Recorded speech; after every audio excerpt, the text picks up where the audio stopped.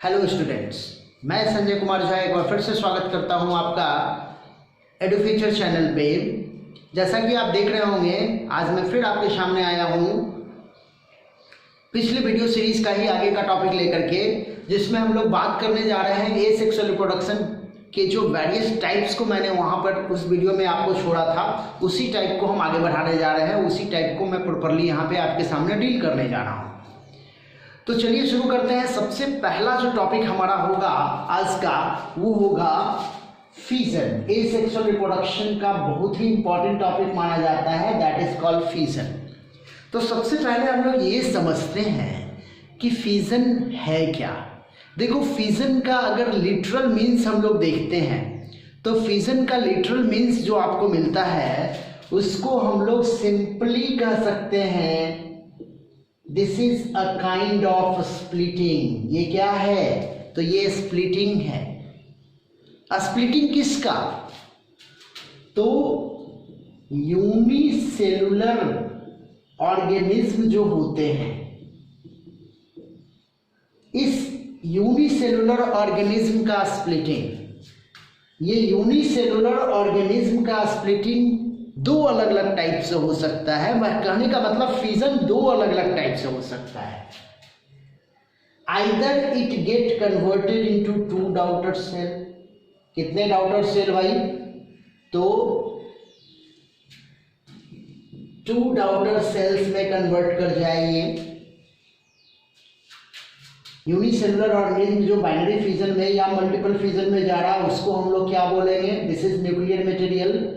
उसको हम लोग बोलेंगे क्या? Mother cell. उसको हम लोग क्या बोलेंगे? Mother cell.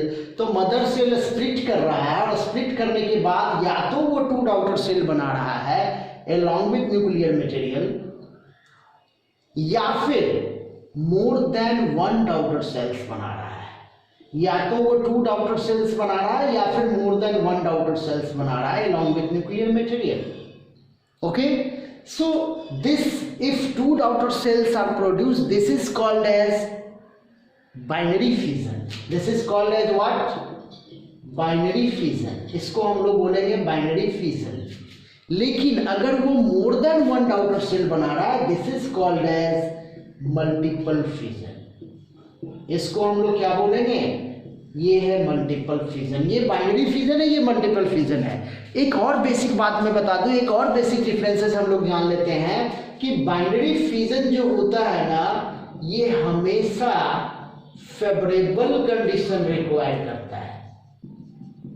ये हमेशा क्या करता है? फेवरेबल कंडीशन रिक्वायर करता है, जबकि multiple fission can be take place unfavourable condition. ये अनफेवरेबल कंडीशन में होने वाला फिजन है। तो सबसे पहले आज हम लोग जो पढ़ेंगे वो क्या पढ़ेंगे? बाइनरी फिजन के बारे में। तो हम लोग देखते हैं कि बाइनरी फिजन जो होते हैं उनमें क्या बेसिक बातें होती हैं, उनका क्या बेसिक स्टेप्स होता है। इसी चीज को हम लोग सबसे पहले समझने की कोशिश करेंगे। अब देखिए, बाइनरी फिजन मैंने अभी एक्सप्लेन किया आपको कि बाइनरी फिजन मतलब एक single mother cell get splitted into two daughter cells in favourable condition. हमेशा ये फेवरेबल कंडीशन में होगा। तो बाइनरी फिजन में चूंकि सेलुलर मैकेनिज्म है, तो सबसे पहले क्या होगा? इसका न्यूक्लियर मटेरियल जो होगा वो रेप्लिकेट होगा। कहने का मतलब क्रोमोसोम रेप्लिकेट होगा। अगर हम लोग बात कर रहे हैं यूनिसेलुलर ऑर्गेनिज्म का,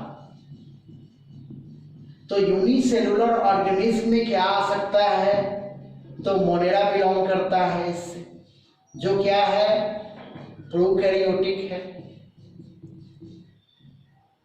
प्रोटिस्टा भी बिलोंग करता है इससे, जो क्या है? यूकैरियोटिक है। तो इसका न्यूक्लियस तो क्या है? अनडिफाइंड है ना। इसका न्यूक्लियस जो है वो प्रॉपर वे में नहीं है, उसके ऊपर कोई न्यूक्लियर मेम्ब्रेन नहीं है। लेकिन यूकैरियोटिक में क्या है? न्यूक्लियर मेम्ब्रेन है। तो इवन न्यूक्लियर मेम्ब्रेन नहीं हो या हो, न्यूक्लियर मटेरियल तो है ही उसके अंदर। तो सबसे पहले क्या होगा? Nuclear matter get duplicated. सबसे पहले न्यूक्लियर मटेरियल डुप्लीकेट में नहीं लिखूंगा, मैं लिखूंगा रेप्लिकेट। सबसे पहले क्या होगा, न्यूक्लियर मटेरियल जो होगा उसमें क्या होगा, रेप्लिकेशन होगा। न्यूक्लियर मटेरियल रेप्लिकेट करेगा। This is also considered as karyokinesis. इसको हम लोग कैरियोकाइनेसिस भी बोलते हैं। कहने का मतलब ये मदर सेल है और ये इसका न्यूक्लियर मटेरियल है। सो nuclear material gate divided. Nuclear material जो होगा ना वो क्या करेगा, वो डिवाइड करेगा। इस तरह से न्यूक्लियर मटेरियल जो होगा वो इसका डिवाइड कर जाएगा, स्प्लिट करेगा। डुप्लीकेशन होगा, उसमें रेप्लिकेशन होगा। जब न्यूक्लियर मटेरियल रेप्लिकेट करेगा तो न्यूक्लियर मटेरियल के साथ साथ वो सारे सेल ऑर्गेनेल्स भी रेप्लिकेट करेंगे जो इस सेल के अंदर हैं। ओके, तो जब कैरियोकाइनेसिस हुआ तो कैरियोकाइनेसिस क्या होगा भाई, फॉलोड करेगा साइटोकाइनेसिस से, लेकिन उसके पहले क्या होगा, सेल ग्रोथ होगा। सेल में आ जाएगा ग्रोथ, सेल ग्रोथ करेगा। जब न्यूक्लियर मटेरियल रेप्लिकेशन हुआ उसके बाद क्या होगा, सेल ग्रोथ करेगा। और जब सेल ग्रोथ करेगा फाइनली क्या हो जाएगा भाई, देखो मान लो ये सेल जो है वो ग्रोथ कर गया है और ये न्यूक्लियर मटेरियल उसका ऑलमोस्ट रेप्लिकेट कर गया। जब सेल ग्रोथ करेगा उसके बाद क्या मिलेगा आपको, सेल जो है वो इलोंगेट करेगा एंड सेप्टम इसके अंदर डेवलप करेगा। सेप्टम डेवलप मतलब अब कहीं ना कहीं ये साइटोकाइनेसिस के तरफ मूव कर रहा है।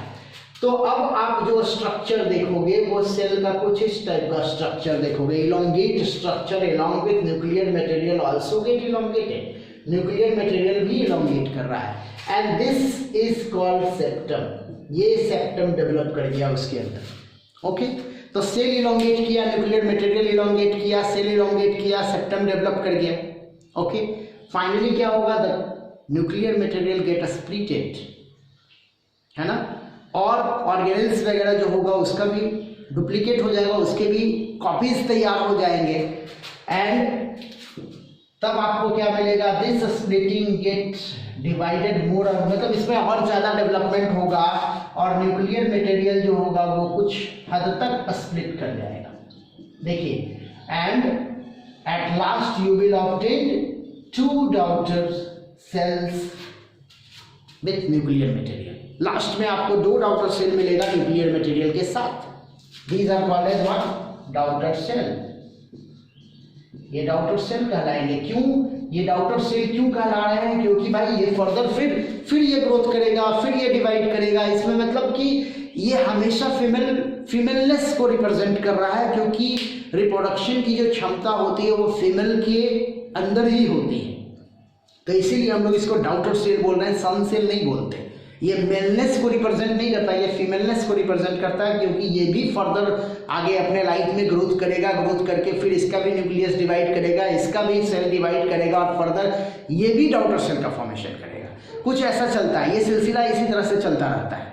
ओके, अगर हम लोग एक इस सीक्वेंस को देखें तो अगर एक कॉमन बैक्टीरिया में आप देखोगे, मैं बात कर रहा हूं एक कॉमन बैक्टीरिया का, तो एक कॉमन बैक्टीरिया जैसे ई कोलाई की बात कर रहे हैं, एस्चेरिचिया कोलाई की बात कर रहे हैं, तो लगभग कितना समय लेता है ये, 20 मिनट्स का समय लेता है।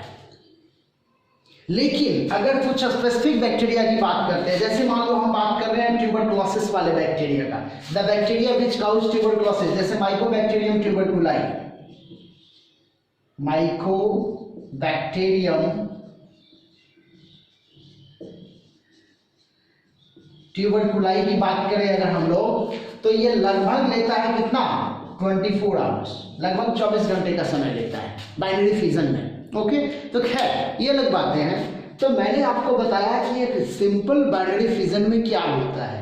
सबसे पहले न्यूक्लियर मटेरियल, उसके बाद सेल ग्रोथ, सेल इलोंगेट करेगा, सेप्टम डेवलप करेगा and finally what you will obtain, daughter cell.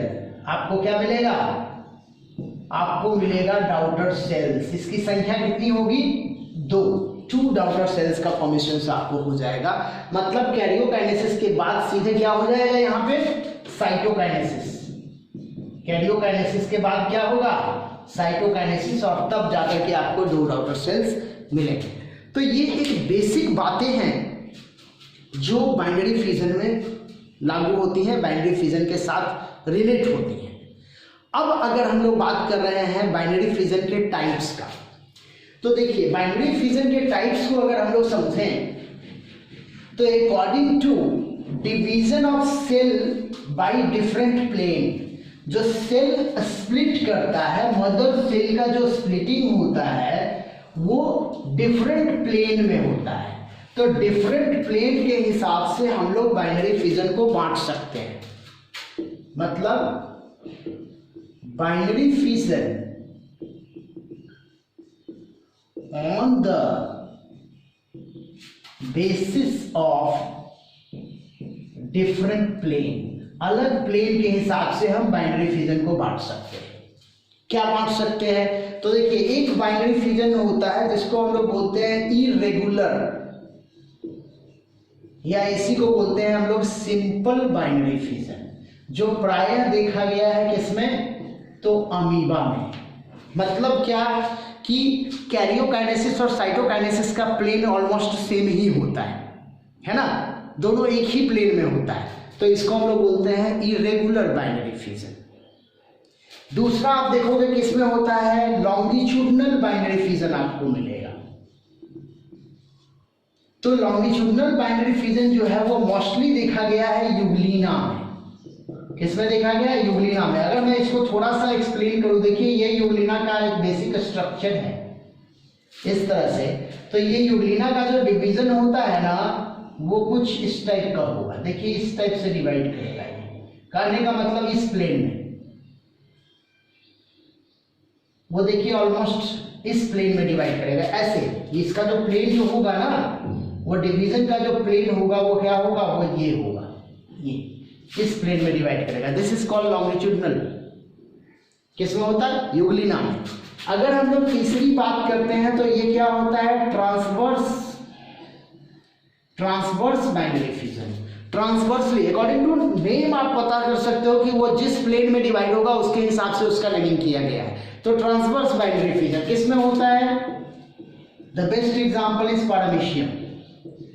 Paramecium में होता है ट्रांसवर्स बाइनरी फिजन। अगर आप पैरामीशियम का बेसिक स्ट्रक्चर देखो तो कुछ इस टाइप का स्ट्रक्चर होता है, स्लीपर सेल बोलते हैं इसको, स्लीपर सेल होता है। तो इसमें क्या होगा? आपको देखिएगा डबल न्यूक्लियस होता है, एक को बोलते हैं क्या? मैक्रो न्यूक्लियस, और एक का नाम क्या है? Micro nucleus. देखो माइक्रो न्यूक्लियस होता है इसको वेजिटेटिव न्यूक्लियस भी बोलते हैं हम लोग। क्या बोलते हैं? वेजिटेटिव। और ये क्या होता है? Generative nucleus.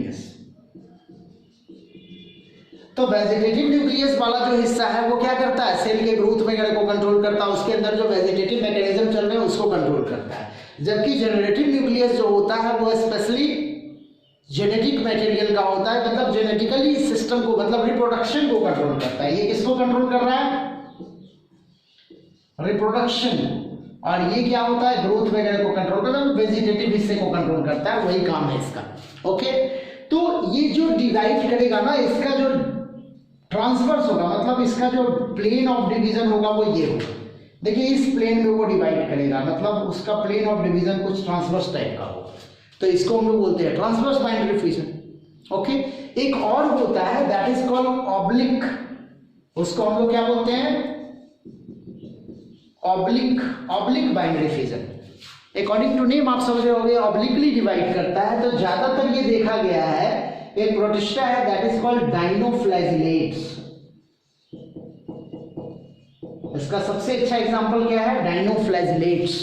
It is a kind of protista actually.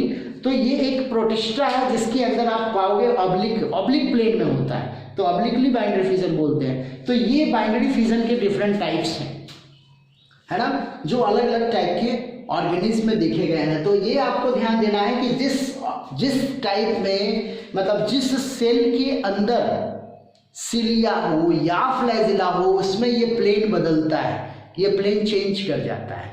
ऐसे अगर मैं सिंपल बैक्टीरिया की बात करूं, अमीबा की बात करूं, the common binary fission is irregular binary fission which commonly occur in those types of unicellular organism which has no specific planar area for its division.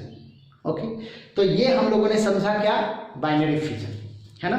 अब इसके अगले वीडियो में हम लोग समझेंगे क्या, मल्टीपल फिजन। तो आई थिंक ये सारा टॉपिक आपको प्रॉपर वे में क्लियर हो गया होगा।